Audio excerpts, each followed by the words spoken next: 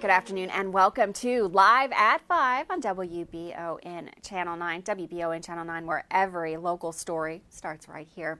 Starting today out in a case that we have been following for a couple of weeks now, the Madison County Grand Jury will now take over a murder case involving Shannon Gilday and the home invasion of the Morgan family. Today in court, Judge Charles Hardin found probable cause that Gilday had broken into the Morgan family home last month, killing 32-year-old Jordan Morgan. Gilday had been found February 28th after allegedly fleeing to Florida almost a week after the February 22nd home invasion. Police located him by walking in the area of the Heritage Place not far from the Morgan home.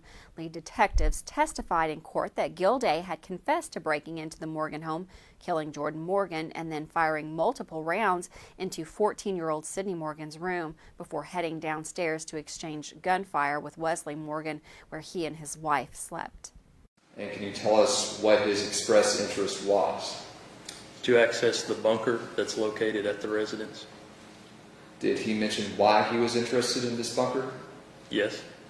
Okay, can you tell us what that statement was? Objection again, Judge. I'm going to allow that to be answered. It's a different question. You may answer.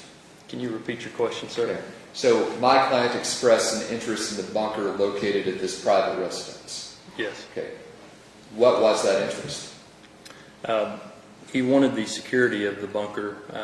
He believed that, he stated that his belief at the time was that given the current political environment in our country as well as in the world at this time, and giving events that had taken place throughout the world, that he wanted to access this bunker so that he could secure it for himself and his family and friends.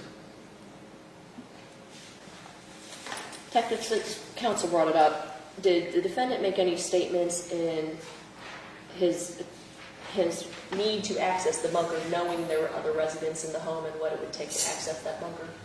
Yes. Could you tell me what those statements were involving? You're talking about as far as what Mr. Gilday talked about, as far as the actions he believed he would have to take to access that bunker? Yes. Yes, Mr. Gilday stated that he was aware that the residence at 1266 Wills Branch was occupied by residents that owned the property.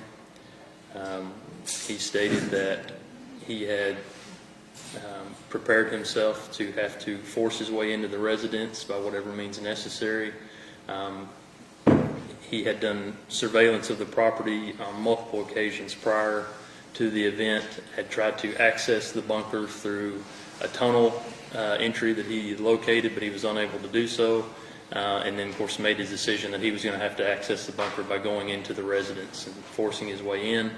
He told me that he was willing to kill everyone inside the residence if necessary in order to access that bunker. Thank you, Detective. Mr. Thomas. During the hours-long interview, detectives said that Gilday had allegedly admitted to staking the house on multiple occasions and even attempted to access the bunker in the days leading up to the home invasion and murder. Gilday's mother had reported him missing the night of the crimes and said that she had found concerning items in his bedroom in the shared apartment. This led to a search warrant where officials found handwritten notes about the Morgan family's sleeping schedules, recently purchased ammunition, and information on how he planned to access the bunker. Gilday waived his right to hiring an attorney and is currently being represented by a public defender.